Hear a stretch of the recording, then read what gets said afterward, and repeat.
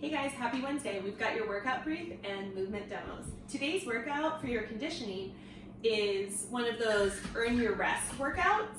Additionally, you've got some elements of the classic CrossFit girl workout Cindy in there. So we'll start with your warm up and then we'll get to the fun stuff.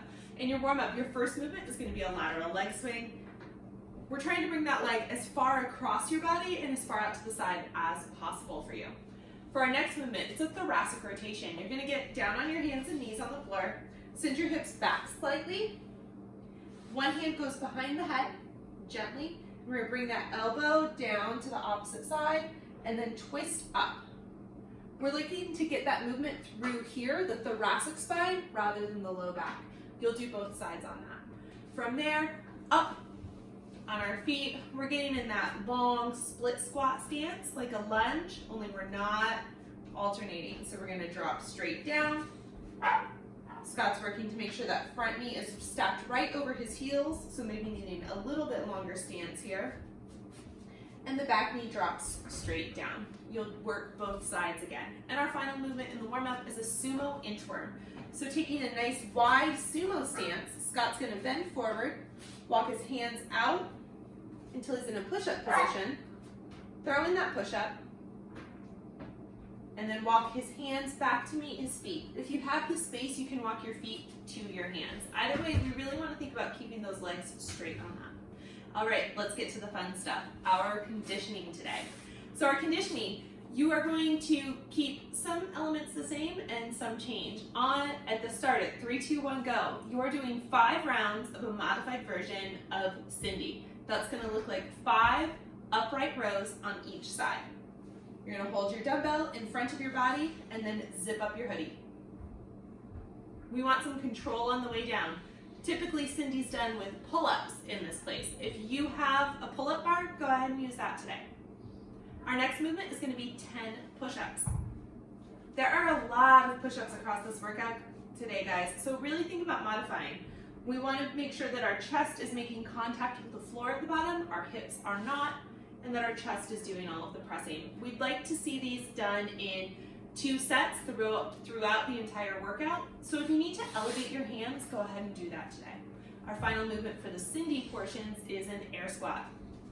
Pulling that butt down between the heels, working to get that hip crease below parallel if you have that range of motion, otherwise going as low as you physically can. All right, in the first 8 minutes, you're gonna do those 5 rounds of Cindy, then you're gonna pick up your dumbbell, and it's going to be 50 single arm dumbbell power cleans. So every 5 reps, switch hands.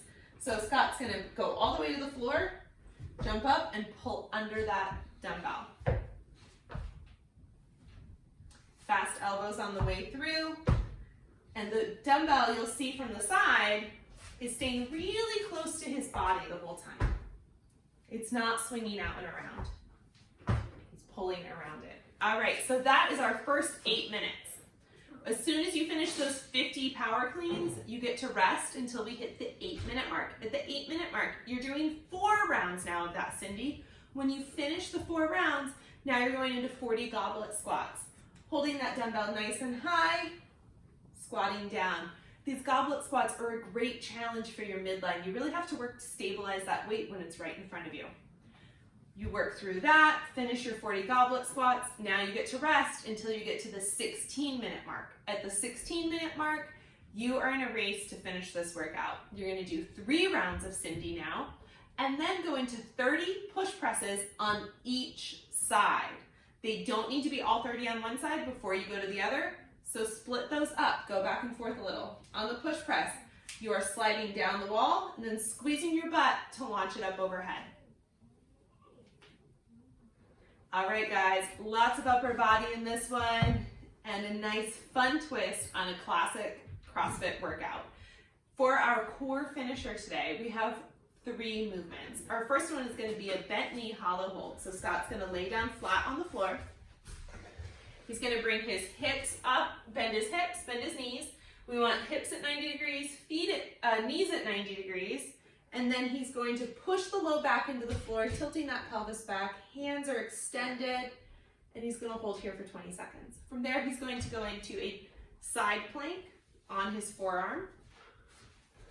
We're looking looking to create a nice straight line through the body, shoulders, hips, ankles. We really want to squeeze that butt, open up the hip, and squeeze the bottom side, the side that's closer to the ground, raise those hips up to the sky. You'll do both sides. Then we're going to be down on the floor for our prone swimmer. I'm going to go ahead and demonstrate this one. Scott's a little long to fit in the frame. So in our prone swimmer, we're going to be face down on the floor, and we're really looking for shoulder stability here. I'm going to talk you through it and then demonstrate it. I'm going to start with my hands behind my head, then I'm going to extend them in front of me, thumbs facing the ceiling, bring them out in a sweeping motion until I can't go any further. Then I'm going to rotate those thumbs down and bring my hands to rest on the small of my back, both hands moving together. If you have a towel or something to put on your forehead, that can make this a little bit more comfortable on the head. So I'm starting hands behind my head, extend the arms, thumbs facing the ceiling, sweep them out, turn, bring them back to the small of my back, and then return. You want to move slowly here. You have 20 seconds on each movement. On the prone swimmers, you should really only be getting 2, maybe 3 reps tops. Move slower than you think you need to. Things to think about on that movement: your arms are going to want to drift towards the floor. Resist that, pull them up. And controlling that rotation in the shoulder as you come here and then rotate that thumb down. Guys, have fun with this one. After the upper body work in the conditioning, those prone swimmers are going to feel real good. Happy hump day. Have a good one.